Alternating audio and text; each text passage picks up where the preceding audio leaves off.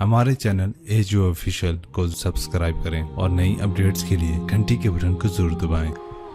बहुत बड़ी ताकत बनेंगे आप अगर आपको सहना आ गया और बर्दाश्त करना आ गया। क्योंकि जब आप बर्दाश्त करते हैं ना तो अंदर में एक ताकत पैदा होती है। वो ताकत आपकी रूह को परवाज़ देती है और अगलों के लिए तस्खीर का काम देती है। और अगर आप फट गए तो बम के फटने से क्या होता है? तबाही आती है। जब आप फटेंगे या मैं फटूंगा तो मुआशरे में तबाही आ जाएगी। तो इसके लिए आप दो चीज़ों का एहतमाम फरमाएं। एक, अपनी ज़बान की हिफाजत फरमाएं।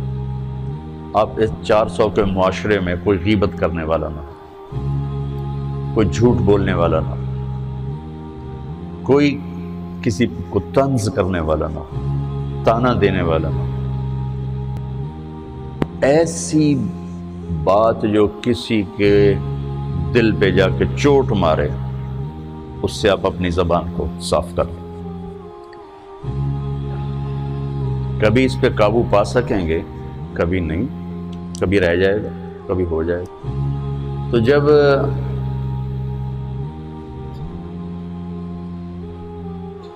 हाथ से निकल जाए बात तो फिर अल्लाह ने हमारे लिए तौबा का दरवाज़ा रखा है।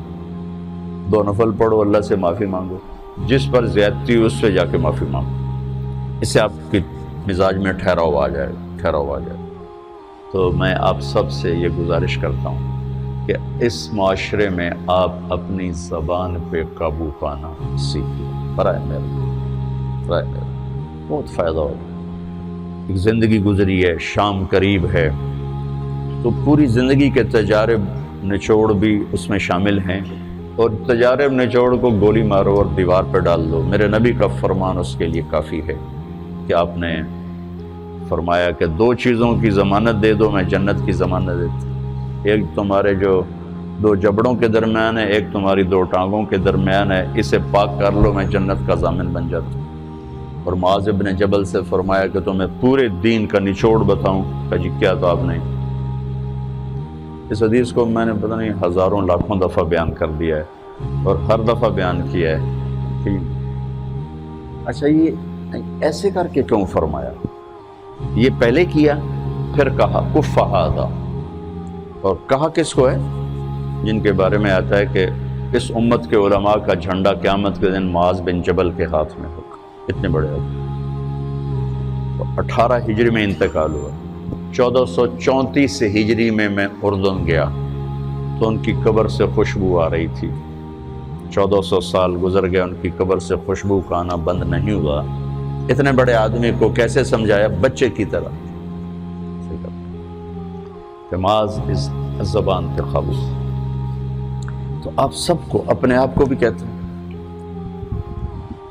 वो अरब खतीब कहते हैं ऊसीकुम नफ्सी अव्वलन व इय्याकुम करके आमतौर पर खुतबा शुरू करते हैं। तो मैं भी अपने ज़ात से शुरू करके आपसे ये अर्ज़ करता हूँ बच्चों कि अपनी ज़बान पे काबू पाना सीखो। यहाँ इसकी मश्क कर लो। ये छोटा सा मैदान है, छोटा, एक तालाब में है आप, तालाब।